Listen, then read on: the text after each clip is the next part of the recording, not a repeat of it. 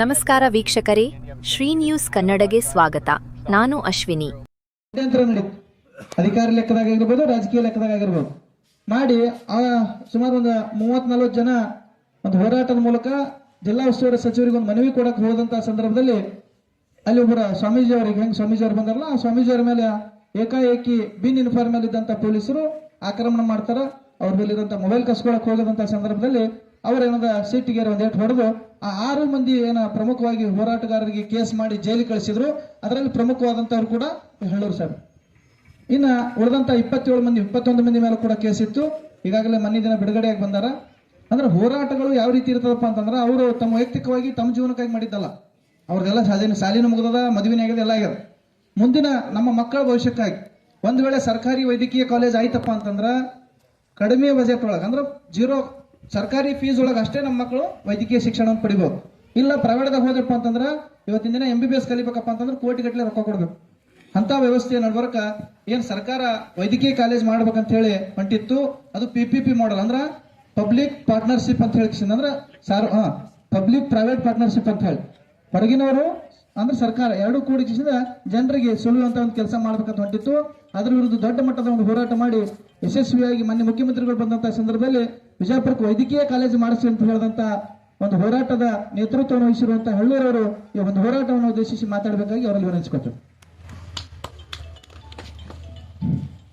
ಸೇರಿದಂತ ವೇದಿಕೆ ಮೇಲೆ ಆಸೀನರಾದಂಥ ಪೂಜ್ಯರ ಪಾದಗಳಲ್ಲಿ ಪ್ರಣಾಮಗಳನ್ನು ಸಲ್ಲಿಸುತ್ತಾ, ಅದೇ ರೀತಿ ಎಲ್ಲ ಹಿರಿಯ ಅಧಿಕಾರಿಗಳು ಮತ್ತು ನನ್ನ ಆತ್ಮೀಯರಾದಂಥ ಸಗರಣ್ಣ ಆಗಿರ್ಬೋದು, ನಾರಾಯಣಕರ್ ಆಗಿರ್ಬೋದು. ನಾರಾಯಣಕರ್ ಅವ್ರ ಬಗ್ಗೆ ನಾನು ಇವತ್ತು ನೋಡಿದೆ, ಅದು ಕೇಳಿದ ಭಾಳ ದಿನದಿಂದ ಕೇಳಿದೆ ನಾನು.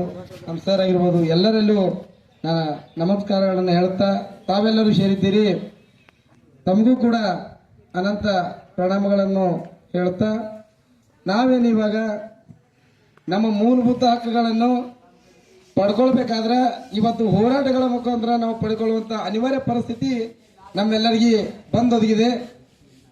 ಎಲ್ಲಿ ನಮಗೆ ಅನ್ಯಾಯ ಆಗ್ತದ ಅಲ್ಲಿ ಧ್ವನಿ ಯಾರು ಎತ್ತಂಗಿಲ್ಲ. ಅನ್ಯಾಯ ಆದಿತ್ತು ಗೊತ್ತಿದ್ರು ಧ್ವನಿ ಎತ್ತಲಿಕ್ಕಂದ್ರ ಅದಕ್ಕಿಂತ ವೈಫಲ್ಯ ಮತ್ತೊಂದಿಲ್ಲ ಜೀವನದೊಳಗ. ಯಾಕ್ರಿ, ನಾವು ಒಂದ್ ರೂಪಾಯಿ ಕಡ್ಡಿ ಪಡಿಗೆ ತರಬೇಕಾದ್ರೆ 20 ಪೈಸೆ ಸರ್ಕಾರಕ್ಕೆ ತೆರಿಗೆ ದುಡ್ಡು ಕೊಟ್ಟು 1 ಪೈಸೆ ಕಡ್ಡಿ ತಗೊಂಡು ಬರ್ತೀವಿ ನಾವು. ಇಂಥ ಒಂದು ಪರಿಸ್ಥಿತಿ ಒಳಗ ನಾವು ಕಟ್ಟಿದಂತ ತೆರಿಗೆ ಹಣದಲ್ಲಿ ನಮ್ಮ ಮೂಲಭೂತ ಹಕ್ಕುಗಳಂತ ಕುಡಿಯೋ ನೀರಾಗಿರ್ಬೋದು, ರಸ್ತೆಗಳಾಗಿರ್ಬೋದು, ಚರಂಡಿಗಳಾಗಿರ್ಬೋದು, ಬಡ ದೀನ ದಲಿತರಿಗೆ ಮನೆಗಳಾಗಿರ್ಬೋದು, ಆರೋಗ್ಯ ವ್ಯವಸ್ಥೆ ಆಗಿರ್ಬೋದು, ಎಲ್ಲ ಮಕ್ಕಳ ವಿದ್ಯಾಭ್ಯಾಸದ ಸಾಂಕೇತಿಕವಾಗಿ ಶಿಕ್ಷಣ ಸ್ಕೂಲ್ಗಳಾಗಿರ್ಬೋದು, ಇನ್ನೂ 10 ಹಲವಾರು ಗ್ರಾಮಾಭಿವೃದ್ಧಿ ಕೆಲಸಗಳು, ಈ ಒಂದು ಏನು ಗ್ರಾಮ ಪಂಚಾಯಿತಿಯ ವಿಧಾನಸೌಧ ಅಂತ ಕರ್ಕೊಂಡಂತ ಪಂಚಾಯಿತಿಗಳು, ಅಲ್ಲಿರುವಂತಹ ಅಧಿಕಾರಿಗಳು, ಅದರ ಜೊತೆಗೆ ಬರೀ ಅಧಿಕಾರಿಗಳಲ್ಲದೆ ಅಲ್ಲಿಯ ಸಮಸ್ಯೆಗಳನ್ನು ಸೂಚಿಸಲು ಆಯ್ಕೆಯಾದಂತಹ ಜನಪ್ರತಿನಿಧಿಗಳು, ತಾವೆಲ್ಲರೂ ಗ್ರಾಮದ ಅಭಿವೃದ್ಧಿಯತ್ತ ನೀವು ಕೆಲಸ ಮಾಡಿದ್ದೇ ಆದಲ್ಲಿ ನಮ್ಮಂತವರು ನಿಮ್ಮನ್ನು ಪ್ರಶ್ನೆ ಮಾಡುವಂತ ಅವಶ್ಯಕತೆ ಬರುವುದೇ ಇಲ್ಲ. ದಯಮಾಡಿ ಎಲ್ಲ ಪ್ರಜ್ಞಾವಂತರು ಅರ್ಥ ಮಾಡ್ಕೊಳ್ಬೇಕು.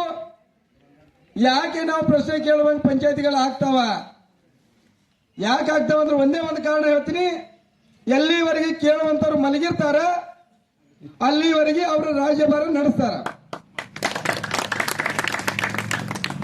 ಹಿರಿಯರೇ, ನೀವು ಯಾವಾಗ ಸ್ವಾಮಿ ವಿವೇಕಾನಂದರು ಹೇಳಿದ್ರು, ಹೇಳಿ ಎದ್ದೇಳಿ ಎಚ್ಚರಗೊಳ್ಳಿ, ಮುಂದಿನ ಗುರಿ ಮುಟ್ಟುವರೆಗೂ ನೀವು ನಿಲ್ಲದಿರಿ. ನೋಡ್ರಿ, ನಾವು ವೈಯಕ್ತಿಕ ಏನಾದ್ರು ನಾವು ಕೇಳಾಗತ್ತೀವಿ ಇವತ್ತ. ನನ್ನ ಜೀವನದಲ್ಲಿ ನಾನು ವೈಯಕ್ತಿಕ ಕೇಳಿಲ್ಲ. ನಾನು ತಾವು ಕೂಡ ವೈಯಕ್ತಿಕವಾಗಿ ಯಾವುದನ್ನು ಕೇಳಿಲ್ಲ. ಗ್ರಾಮದ ಅಭಿವೃದ್ಧಿ ಪದದತ್ತ ಕೇಳುತ್ತಿರುವಂತಹ ಎಲ್ಲ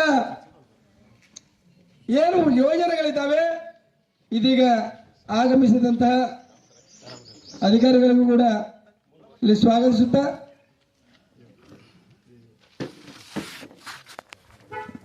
ತಾಲೂಕ್ ಪಂಚಾಯತಿ ಯುವ ಸರ್ ಬಂದಿದ್ದಾರೆ. ಈಗ ಇವ್ರು ಮಾತಾಡಿದ ನಂತರ ಮುಂದಿನ ವಿಚಾರವನ್ನು ಮಾಡೋಣ. ಆತ್ಮೀಯರು ಅಧಿಕಾರಿಗಳಂತ ನಂದಿ ಪಾಟೋಡ್ ಸರ್ ಕೂಡ ಈ ವೇದಿಕೆ ಮುಖಾಂತರ ಸ್ವಾಗತ ಕೊಡುತ್ತಾ, ನಾವೆಲ್ಲರೂ ಕೇಳುವಂಥದ್ದು ಗ್ರಾಮದ ಅಭಿವೃದ್ಧಿಗಾಗಿ, ಗ್ರಾಮದ ಜನರ ಆರೋಗ್ಯ ದೃಷ್ಟಿ, ಶಿಕ್ಷಣ ದೃಷ್ಟಿ, ಮೂಲ ಸೌಲಭ್ಯಗಳನ್ನು ನಮ್ಮ ಗ್ರಾಮದ ಪಂಚಾಯತಿ ವ್ಯಾಪ್ತಿಯಲ್ಲಿ ಬರುವಂತಹ ಹಳ್ಳಿಗಳಿಗೂ ಬಡ ದೀನ ದಲಿತರಿಗೂ ಏನು ಬಡವರ ಹೆಸರಿನಲ್ಲಿ ಸರ್ಕಾರ ರೂಪಿಸಿದಂತಹ ಯೋಜನೆಗಳು ನಿಜವಾಗಿಯೂ ಅಂತಹ ಬಡವರಿಗೆ ತಲುಪುತ್ತಿವೆಯಾ? ಅದು ನಮ್ಮ ಪ್ರಶ್ನೆ. ಅಂಗವಿಕಲರಿಗೆ ವಿಶೇಷವಾಗಿ ಅನುದಾನ ಕೊಡ್ತಾರ? ಎಷ್ಟು ಬಳಸಿದಿರಿ? ನಾನು ಇವತ್ತು ಗ್ರಾಮ ಪಂಚಾಯತಿ ಒಂದನ್ನೇ ಕೇಳಿ ನಾನು ಪ್ರಶ್ನೆ ಮಾಡುತ್ತಿಲ್ಲ.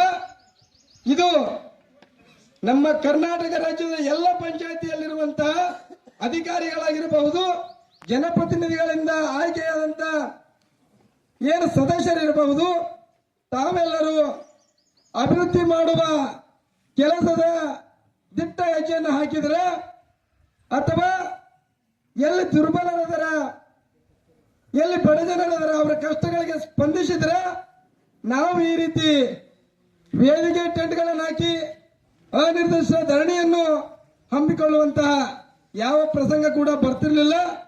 ನಮ್ಮೆಲ್ಲರ ದುರದೃಷ್ಟ, ಮತವನ್ನು ನೀಡುವಾಗ ನಾವು ಒಂದು ಮತ ತಾಯಿಯ ಸಮಾನ, ನಮ್ಮ ಅಕ್ಕ ತಂಗಿಯ ಸಮಾನ. ಇದನ್ನು ಸ್ಪಷ್ಟವಾಗಿ ಮತದಾರ ಅರ್ಥ ಮಾಡ್ಕೊಳ್ಬೇಕು.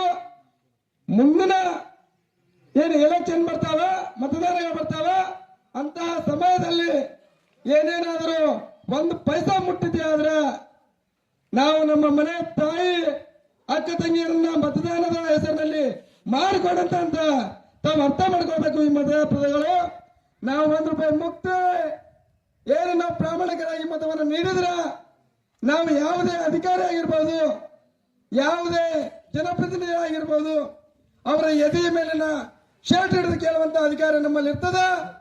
ನೀವ್ ಯಾಕೆ ಕೇಳಲಾಕ?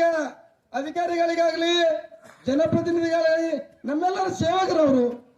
ನಾವು ಅಮೂಲ್ಯವಾದಂತಹ ಮತವನ್ನು ನೀಡಿ ನಾವೆಲ್ಲರೂ ಆಯ್ಕೆ ಮಾಡಿದಂತಹ ಮತದಾರ ಪ್ರಭುಗಳು, ಆಯ್ಕೆ ಮಾಡಿದಂತಹ ಜನಪ್ರತಿನಿಧಿಗಳು, ಅಧಿಕಾರಿಗಳು ಅವರು ಗ್ರಾಮದ ಅಭಿವೃದ್ಧಿಯತ್ತ ಸಾಗಿದರೆ ನಾವು ಕೂಡ ನಿಮಗೆ ಒಳ್ಳೆಯ ಸಕಾರಾತ್ಮಕ ಸ್ಪಂದನ ಸದಾ ನಿಮ್ಮ ಜೊತೆ ಇರ್ತೀವಿ.